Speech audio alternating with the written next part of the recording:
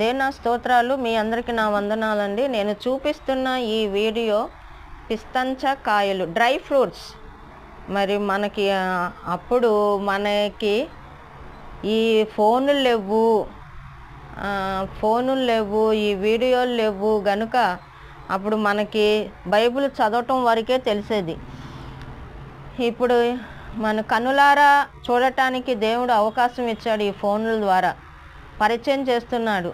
మరి dry fruits, యాకోబు తన కుమారుడైన యోసేపుకి ఆ దేశమందు, వారు నివసించుచున్న ఆ దేశమందు శ్రేష్టమైన ప్రసిద్ధములైనవి మరి బహుమతులుగా యాకోబు తన కుమారుడైన యోసేపుకి పంపిస్తాడు. అవి ఏమిటంటే ఆదికాండము 43వ అధ్యాయము 11వ వచనములో వ్రాయబడి ఉన్నది.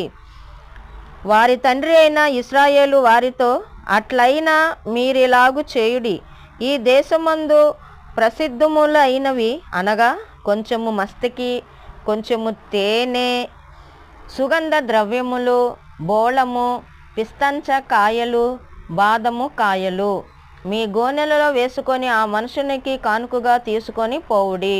రెట్టింపు రూకలు మీరు తీసుకొనిడి. మీ గోనెల మూతిలో ఉంచబడిన తిరిగి వచ్చిన రూకలు కూడా చేత పట్టుకొని పోయి మరలా ఇచ్చివేయుడి. ఒకవేళ అది పొరపాటునై ఉండును. సర్వశక్తుడైన దేవుడు ఆ మనుషుని ఎదుట మిమ్మును కరుణించును గాక. నేను పుత్రహీనుడనై ఉండవలసిన ఎడల పుత్రహీనుడు నగుదునని వారితో చెప్పెను. గనుక మరి బహుమతులుగా నేను చూపించుచున్న ఈ వీడియో మరి పిస్తంచ కాయలు అంటే పిస్తా పప్పు, డ్రై ఫ్రూట్స్. మరి నేను కొన్నే చూపిస్తున్నాను, నేను 2 రకాలే చూపిస్తున్నా. బాదం కాయలు, ఇది బాదం పప్పు. దీంట్లోనే ఓ బాదం కాయలు కూడా ఉందండి.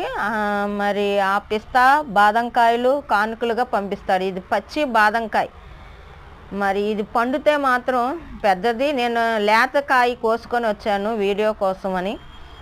మరి అది పెద్ద కాయలు, అది ఇంకా లేతకాయ నేను చూపించింది ఇంకా పెద్దదవుతుంది. అది దాన్ని పగలగొడతారు, చాలా ప్రాసెస్ ఉంది. దాన్ని బాదంకాయ మనకు పప్పుగా మన చేతికి రావాలంటే చాలా ప్రాసెస్ ఉన్నది గనుక మనకి ఆ విధంగా అయిన తర్వాతనే మనకు వచ్చింది ఆ బాదం పప్పు. మరి తన తండ్రి అయిన యాకోబు తన కుమారైన యోసేపుకి డ్రై ఫ్రూట్స్ మరి నేను కొన్ని చూపిస్తున్నాను, 2 రకాలు. మరి బాదం పప్పు, పిస్తా పప్పు బహుమతులుగా ఇచ్చాడు యాకోబు. మరి దేవుని స్తోత్రాలు.